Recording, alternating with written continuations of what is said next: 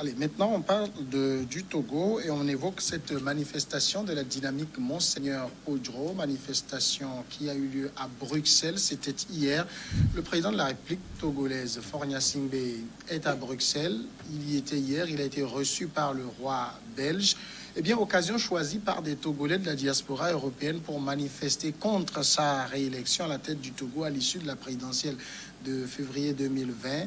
Parmi les manifestants, il y avait un certain Monseigneur Philippe Fanoko-Podjoro. On sait que l'archevêque émérite de Lomé a trouvé asile à Stockholm depuis quelques jours déjà. C'est de là qu'il a rejoint Bruxelles pour participer à cette manifestation qui visait donc à dénoncer ce que les manifestants appellent un hold-up électoral. Kofi Kanitom, les Togolais de la diaspora, on ne va pas réduire toute la diaspora à ceux qui ont manifesté hier, mais c'est quand même des Togolais. Certains Togolais de la diaspora ne sont pas du tout contents de la réélection de Faure Gnassingbé. Oui, bon, moi, ce n'est pas tellement le fait de la réélection ou de l'élection qui me préoccupe. Je partirai par ce précepte bien connu en Afrique.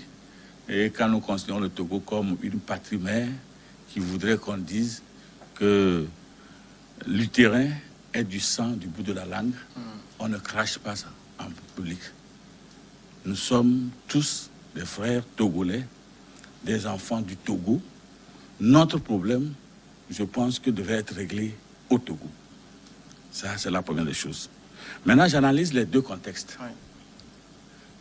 Le premier contexte, le déplacement du chef de l'État à Bruxelles, relève du fait que tout dernièrement, nous avons suivi sur les médias qu'il y a un rapprochement entre le Togo et l'Union européenne qui voudrait intervenir pour pouvoir accompagner le secteur privé à se redynamiser pour que d'ici quelques années, il puisse créer des emplois qui vont absorber des jeunes Togolais. Donc, moi, je vois ce contexte et je me dis que si le chef de l'État se retrouve à Bruxelles aujourd'hui, ce serait peut-être pour peaufiner les conclusions du forum qui s'est tenu ici à l'hôtel de février.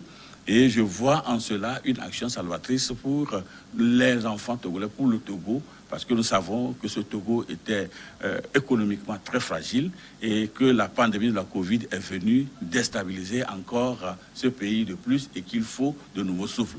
Si nous comparons le Togo à certains pays très développés comme les États-Unis d'Amérique, il suffit seulement qu'on mette sur chose papier leur budget. Il y a de grandes banques qui sont là pour financer et ça permet de lancer les activités rapidement, alors qu'ici, nous ne sommes qu'obligés d'aller tendre la main pour mendier des moyens pour pouvoir assurer notre politique. De l'autre côté, on va dénoncer quelque chose qui va fragiliser de l'autre côté. Là, je parle de la DMK. Ils sont partis à Bruxelles, c'est pour dénoncer un chef d'État et le rendre illégitime pour qu'on ne puisse pas lui faire confiance et venir investir dans son pays, dans le pays d'où sont sortis ceux qui sont en train de faire cette marche.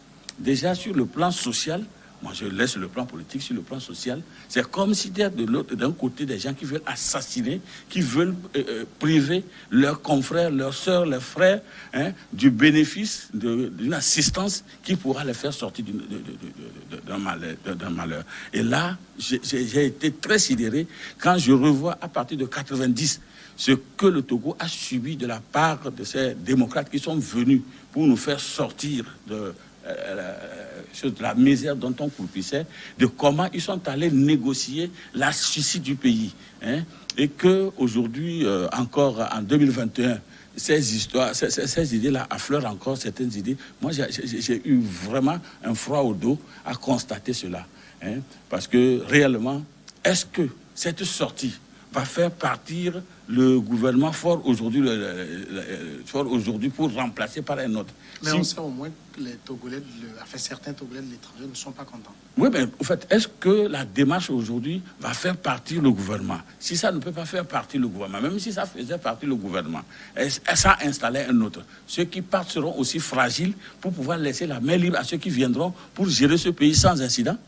C'est là le problème. Quand vous vous érigez au moment où moi je gère en loup-garou pour me frayer, quand vous viendrez, moi je vais me ériger en agneau pour vous laisser diriger.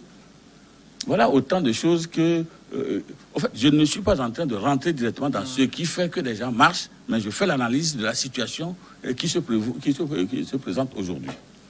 David Djagabi, vous pensez que la démarche de ces Togolais de la diaspora est inopportune dans le contexte du déplacement du président de la République qui avait une connotation à nouer des relations, des partenariats avec l'Occident sur un certain nombre de domaines?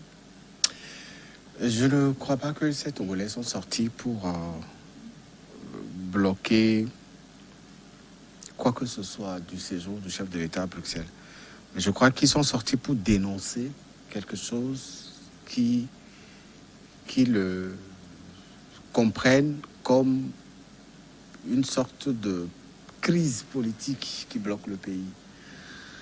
Et donc c'est leur droit de sortir dans les rues à Bruxelles pour justement manifester. Ils ont choisi Bruxelles parce que Bruxelles, c'est la ville qui reçoit la visite du chef de l'État.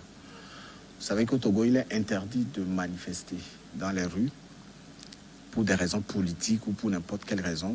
Les lois ont réduit la liberté de manifestation au Togo. Et donc, ces Togolais ont choisi Bruxelles pour se faire entendre, pour crier peut-être une sorte de dénonciation qu'ils avaient en eux depuis très longtemps et profiter de la présence du chef de l'État pour rehausser le ton au niveau des instances du côté de Bruxelles. C'est tout à fait normal. C'est leur droit. La législation ou la constitution de notre pays leur reconnaît cela. Et ce n'est pas la première fois que des Togolais manifestent. Ce n'est pas la première fois non plus que des peuples africains manifestent en Europe lors des séjours des présidents de certains pays. Et même des peuples européens lors des séjours de leurs présidents dans notre pays. Et donc, c'est un symbole fort pour eux parce qu'ils estiment qu'en se mobilisant pour dénoncer quelque chose qui ne va pas au pays, en présence du chef de l'État à Bruxelles, ils pourront se faire entendre, ils pourront se faire écouter. Mais la question qu'on se pose est de savoir quelle serait la finalité de cette mobilisation-là. Quelque part, pour les organisateurs, c'est une réussite. Parce qu'il y a eu une mobilisation. Les Togolais qui se retrouvent dans ce combat sont sortis pour manifester contre la présence du chef de l'État là-bas. Les organisateurs se sont estimés satisfaits de cette mobilisation-là. Mais de l'autre côté, est-ce que ça a eu des effets, ça a eu des échos favorables? Est-ce que leur cri ou leur coup de gueule a reçu des écoutes favorables de la part de ceux qui devraient normalement apporter une sorte d'accorder une sorte de regard sur la politique de notre pays? La question des élections présidentielles dernières existe toujours pour certains Togolais qui refusent de reconnaître la victoire du chef de l'État actuel. Parce que pour eux, il y a eu un problème et ils sont prêts à dénoncer, ils sont prêts à sortir dans les rues en Europe, aux États-Unis, pour justement dénoncer. De l'autre côté, aujourd'hui, on a un chef de l'État qui est élu, qui a fait une première année, qui a été investi, qui a lancé son programme électoral et qui avance dans le sens de l'application de ces promesses qu'il avait faites aux Togolais. Alors, doit-on rester stagné sur cette crise? Est-ce qu'en face, il y a des volontés pour amener des Togolais à s'asseoir autour d'une même table pour discuter de cette crise-là? Parce que pendant très longtemps, cette crise a divisé les Togolais. Certains se retrouvent de l'autre côté de la barque parce qu'ils refusent de reconnaître la victoire de l'actuel chef de l'État. D'autres disent que c'est leur candidat qui aurait remporté les dernières élections présidentielles. Et donc, il faut lui passer le pouvoir. Et donc, tant que ça ne se fait pas, le pays restera dans une crise. Doit-on rester dans cette crise-là?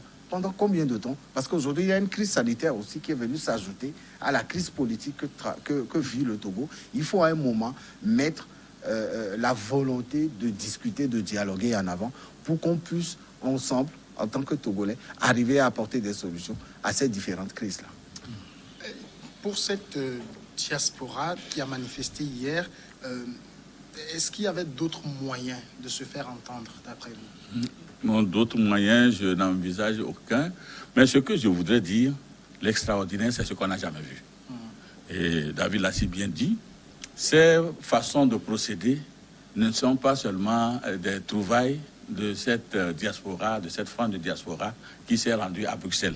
Nous en avons vu avec plusieurs chefs d'État, même européens, quand Macron devait se déplacer, je ne sais plus dans quel pays, il y avait des Français qui s'étaient retrouvés là-bas pour dénoncer un certain nombre de mécontentements, tout ça. Il y a plusieurs pays... Ça se passe généralement quand le président chinois se déplace en Europe, des choses comme ça se passent.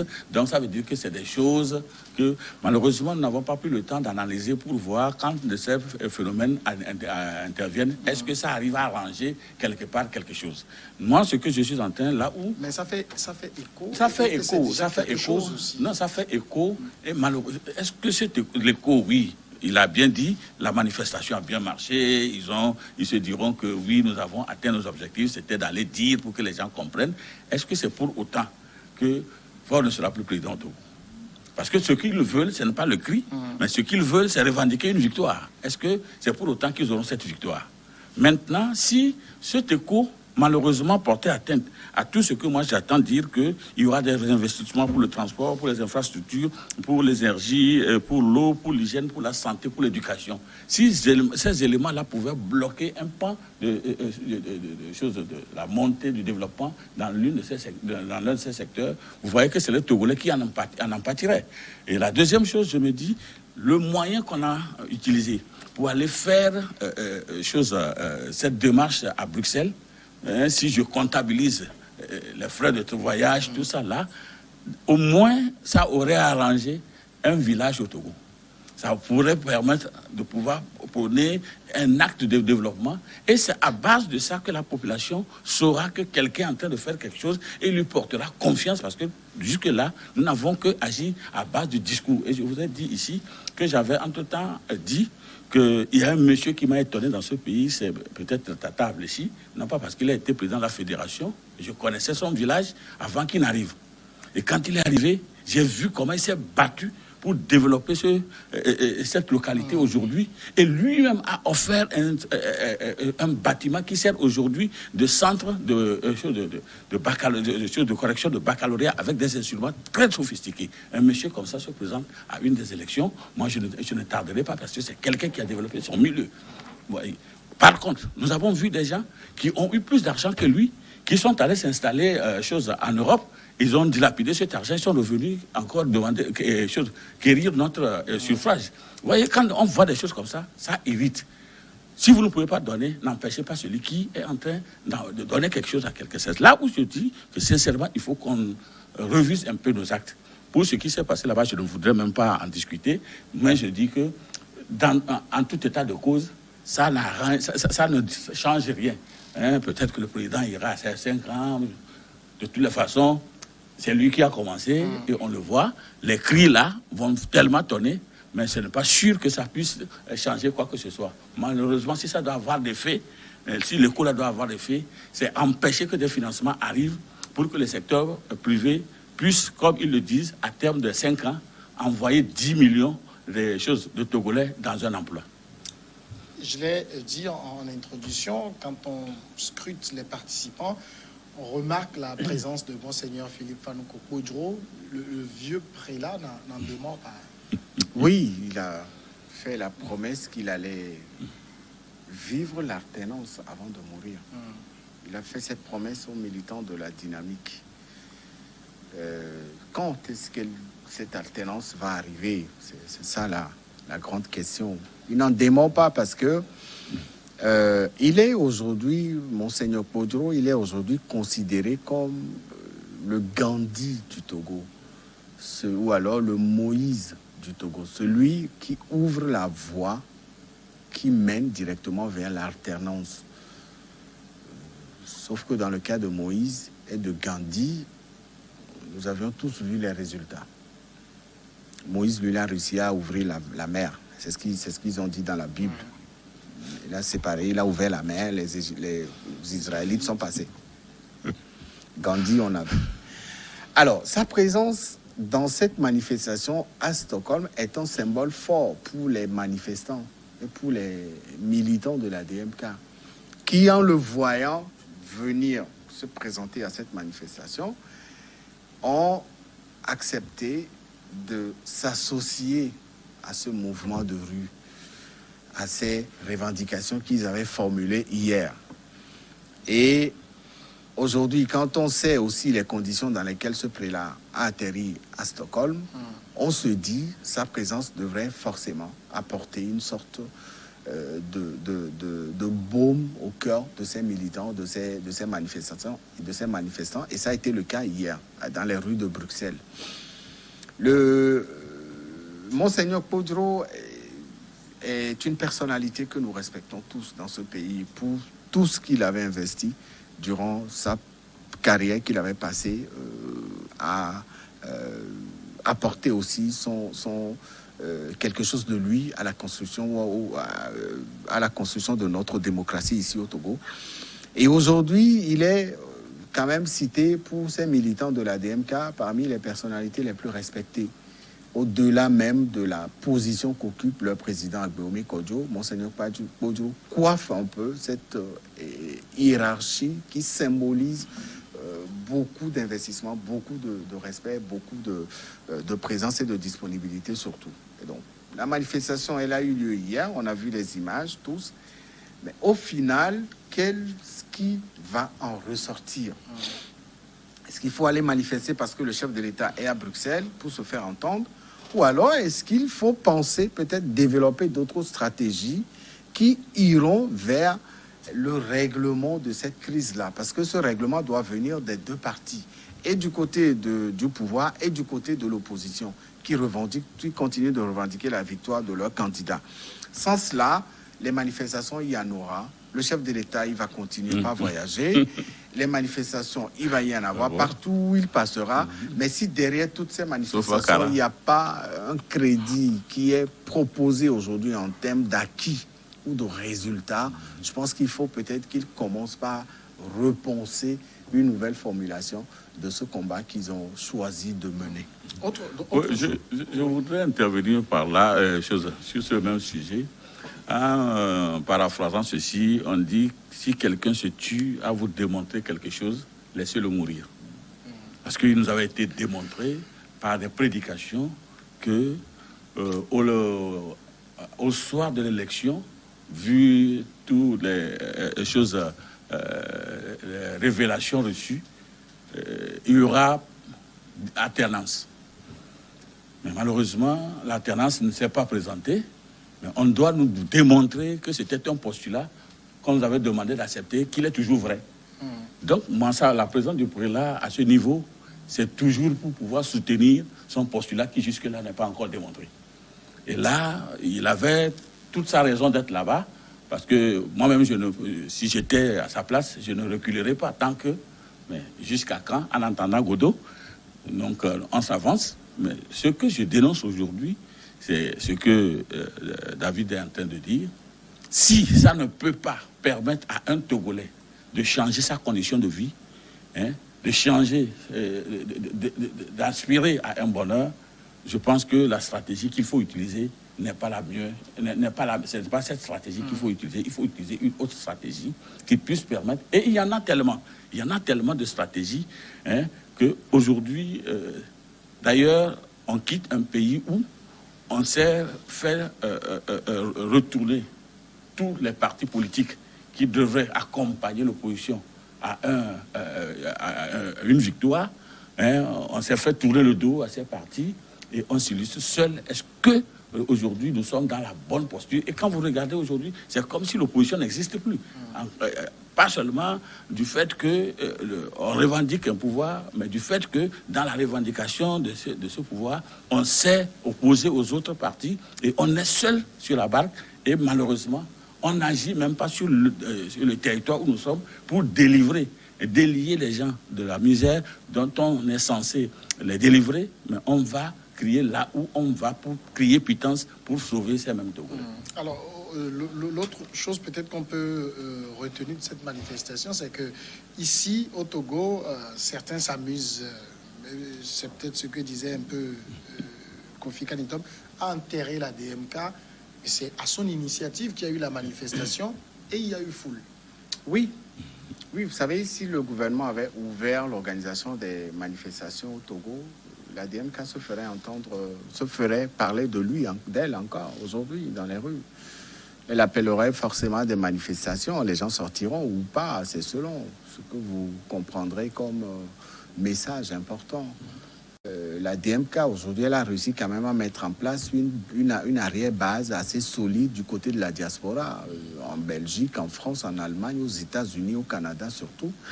C'est des exilés des autres formations politiques de l'opposition qui se sont retrouvés au sein de la DMK parce qu'ils ont choisi de suivre la DMK puisqu'elle leur avait fait des promesses et que cette DMK est venue aujourd'hui revigorer cette latence dans laquelle ces militants se retrouvaient. Dans la DMK n'avait pas de militants à la base. Ces militants sont composés des exilés, moi je les appelle des exilés, ou alors des aventuriers de l'ANC, de la CDPA, de ces partis politiques qui composaient en tout cas l'opposition togolaise. Et donc, à l'étranger, le message passe fort parce qu'en France, il n'est pas interdit d'organiser des manifestations. En Belgique, etc., c'est pas interdit. Mais ici, c'est interdit. Donc, s'ils n'arrivent pas à mobiliser leurs sympathisants, leurs militants ici à Lomé, ils mettent les moyens pour les mobiliser à l'étranger. Moi, j'ai suivi des directs, des appels à mobilisation qui ont été passés sur les réseaux sociaux. Mais il y a eu un gros investissement. Les gens ont mis les moyens, ils ont mis les tickets de métro, ils ont mis les bus, ils ont mis des trucs à disposition pour convoyer du monde à Bruxelles. Et ça a été fait, ça a été réussi pour eux. Et donc, à l'étranger, la DMK a réussi quand même à asseoir une arrière-base qui répond à ces appels et qui se mobilise à chaque fois que besoin se fait sentir. Au Togo, ils sont encore là, mais ils sont beaucoup plus en sourdine. C'est un peu comme tous les militants des autres formations politiques, même les militants de UNIR. Ils ont peut-être envie de marcher, ils ont envie de manifester, mais la loi interdit toute manifestation, en tout cas, jusqu'à nouvel ordre. Et donc, il faut s'exécuter. Donc, Podro était l'élément déclencheur de cette mobilisation-là, et elle a été, pour eux, les organisateurs, en tout cas, ça a été une réussite. Ils en ont parlé après. Justement, David, ce que moi je lis dans tout cela, c'est que le Togolais a toujours mis sa confiance en l'homme, en l'individu. C'est-à-dire que dès que vous vous présentez, il vous laisse allègrement porter tout ce qu'il a comme difficulté, et il espère en toi que c'est toi seul qui dois aller faire tout ce qu'il veut. Le cas s'est présenté quand Gilchrist était là, il mobilisait et au Togo et partout, et tout le monde croyait en lui, que c'est le délibérateur, c'est le libérateur. Après cette chose-là, il y a eu Jean-Pierre Fabre qui également, à un moment donné, s'est fait. Et puis, à chaque fois que ces leaders-là s'élèvent, c'est qu'ils s'élèvent sur les ruines des autres. C'est qu'ils s'élèvent sur les ruines des autres, après avoir tenu des discours qui fait tomber l'autre et qui fait marcher l'autre. Et c'est ce à quoi nous assistons également aujourd'hui. Et il faut comprendre aussi pourquoi certains Togolais sont de l'autre côté. Et se demander si ces gens-là ne désirent pas revenir. Le discours qu'on leur tient, qui leur donnerait accès au retour au pays natal, c'est ça des fois qui les mobilise.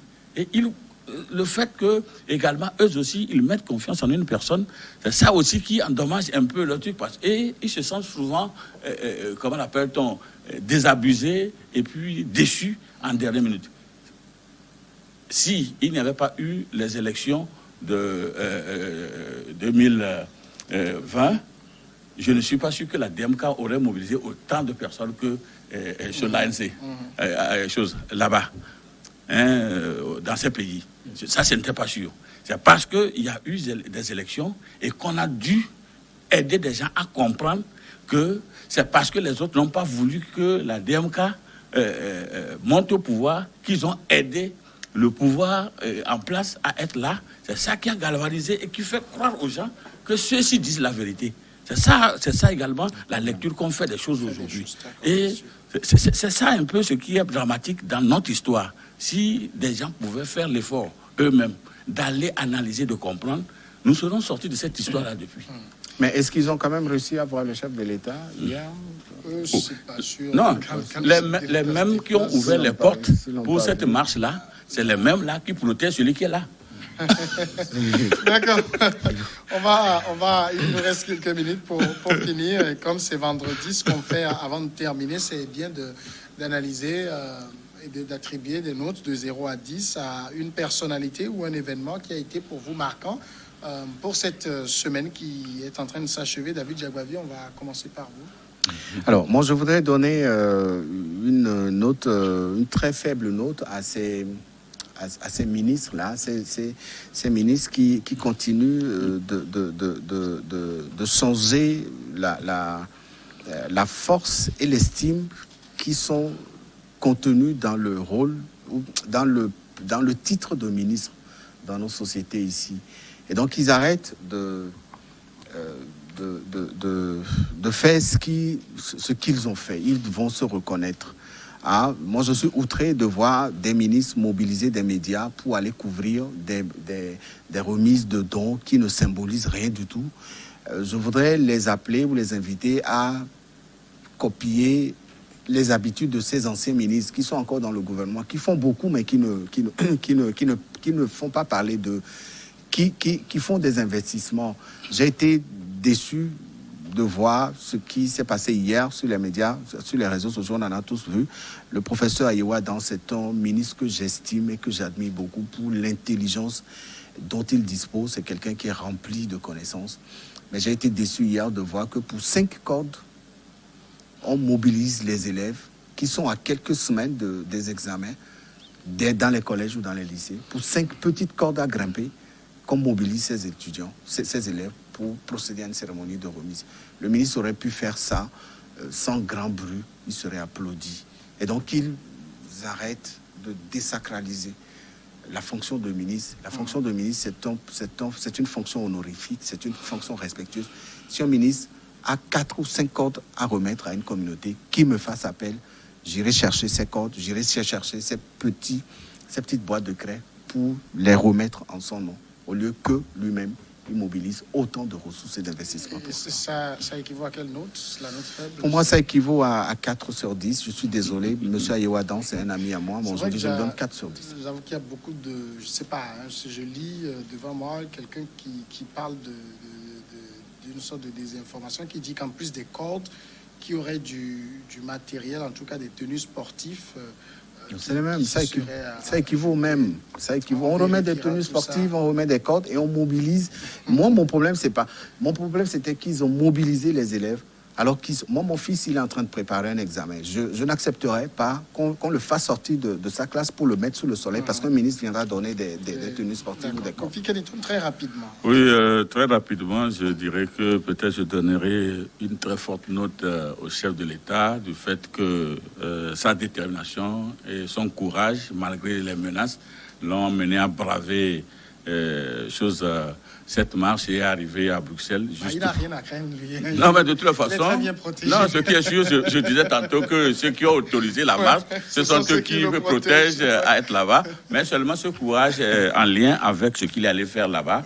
Juste porter cette négociation pour que, si réellement ça devait se faire, des investissements puissent arriver pour pouvoir booster le secteur privé qui est à bout de souffle en raison de la Covid, parce que des Togolais ils trouveront leur compte dedans. C'est pourquoi je mets 10 sur 10 là-bas. 10 sur 10, c'est quand même fort. Merci Kofi Kenitone. Merci David Jagbavi. Vous êtes nombreux à nous avoir suivis. Je vous dis merci à vous tous en vous souhaitant de passer un très excellent week-end.